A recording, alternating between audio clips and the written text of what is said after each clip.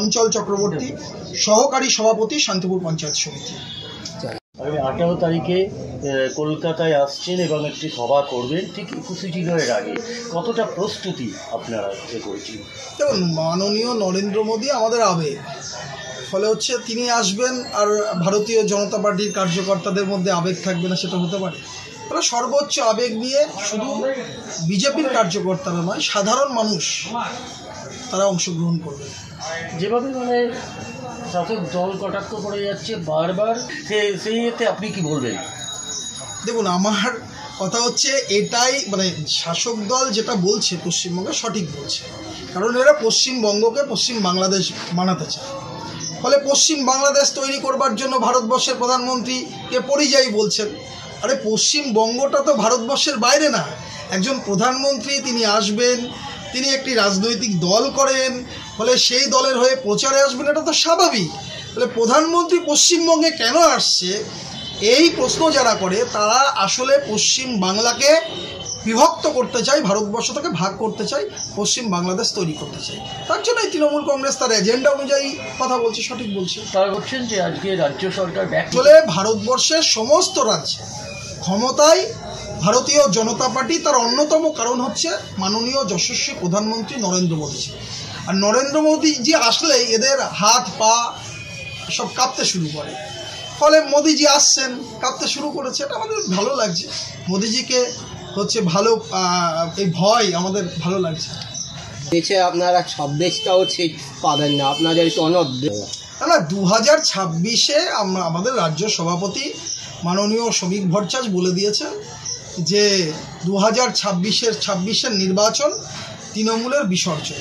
পশ্চিমবাংলার মানুষ, হিন্দু সমাজ তারা বসে আছে এ সরকারের বিসর্জনের অপেক্ষায়। 2026 পর্যন্ত এ সরকার আসলে রান করতে পারবে কিনা সেটা দেখুন।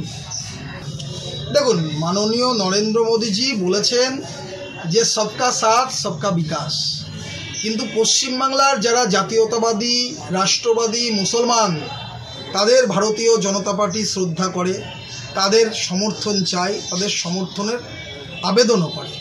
কিন্তু এই পশ্চিমবাংলা তো রোহিঙ্গাদের রাজত্ব তৈরি হয়েছে। ফলে রোহিঙ্গা মুসলমান যারা এসছেন, বিভিন্ন দেশ থেকে এসছেন, পশ্চিমবাংলার ডেমোগ্রাফি চেঞ্জ করছেন এবং পশ্চিমবাংলার সর্বনাশ করছে।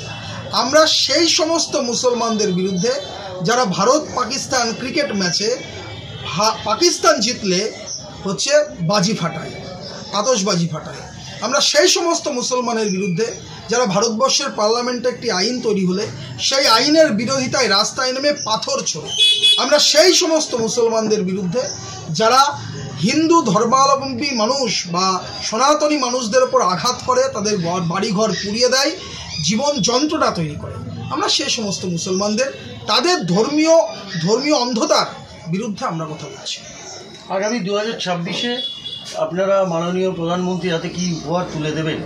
2026-এ আমাদের বিজেপির আক্ষেপ যে ডক্টর শ্যামাপ্রসাদ মুখার্জির এই পশ্চিমবাংলা রোহিঙ্গাদের পশ্চিমবাংলা হয়ে গেছে। পশ্চিমবাংলা থেকে রোহিঙ্গা রাজ খতম হবে, মুসলিম লীগ 2 সরকারের পতন ঘটবে এবং পশ্চিমবাংলায় হিন্দু সংস্কৃতির একটা সরকার তৈরি হবে, যে সরকার সর্বস্তরের মানুষের জন্য কাজ করবে এবং হিন্দু সংস্কৃতি ভালো। ফলে সেই ভালো সংস্কৃতি পশ্চিমবাংলা আমরা আনতে চাই। এই অন্ধকারময় পশ্চিমবাংলা আমরা চাই না, নারী নির্যাতনের পশ্চিমবাংলা চাই না, অপরাধের পশ্চিমবাংলা চাই না। আজকে পশ্চিমবাংলা অন্ধকারে নিমজ্জিত, শিক্ষা থেকে আরম্ভ করে, স্বাস্থ্য থেকে আরম্ভ করে, সেই অন্ধকারের রাজত্ব থেকে পশ্চিমবাংলায় তৃণমূল কংগ্রেসকে উৎখাত করবার জন্য যা যা শক্তি আছে সর্বশক্তি মানুষ নিয়োগ করবে। এটা কোনো রাজনৈতিক দলের হাতে আর নেই। কতগুলো আসন পাবেন বলে আপনারা আশা করছেন এবারে? সেটা পশ্চিমবাংলার মানুষ নির্ধারণ করবে, ভারতীয় জনতা পার্টি কতগুলো আসন পাবে। কিন্তু এই নির্বাচন মানুষের নির্বাচন, পশ্চিমবঙ্গের ইতিহাসে প্রথম নির্বাচন হতে যাচ্ছে যে নির্বাচন মানুষ করবে। তৃণমূল কংগ্রেসের এই লুটতরাজ, এই দুর্নীতি, এই স্বজন পোষণ, এই তোষণের রাজনীতি। আচ্ছা, আপনার প্রশ্নের কথায় রেশ টেনে বলি, নারী নির্যাতন যদি হয়ে থাকে, অভয়াতে আপনারা ভালো সক্রিয়ভাবে এগিয়েছিলেন, তাহলে কসবা মামলাটায় কেন পিছিয়ে গেলেন? না, এগোনো পিছনের বিষয় নয়। অভয়ার ঘটনা যেটা হয়েছিল সেটা সরাসরি তৃণমূল কংগ্রেস যুক্ত। কসবার ঘটনায় সরাসরি তৃণমূল কংগ্রেস যুক্ত। আমরা পশ্চিমবাংলায় শুধু আজ থেকে নয়, কামদুনি থেকে বারাসাত, বারাসাত থেকে গেদে, গেদে থেকে হাঁসখালি, হাঁসখালি থেকে রানাঘাট, রানাঘাট থেকে শান্তিপুর, সারা পশ্চিমবঙ্গে যত নারী নির্যাতন হয়েছে সব নারী নির্যাতনের হিসাব চাই, বিচার চাই। এবং এটা নিশ্চিত মমতা ব্যানার্জি হয়তো বিচার করবেন না, কিন্তু সব মহিলার নারী ওপর নির্যাতনের, শিশুর ওপর নির্যাতনের বিচার হবে। 2026-এ বিজেপি সরকার এই বিচার করবে।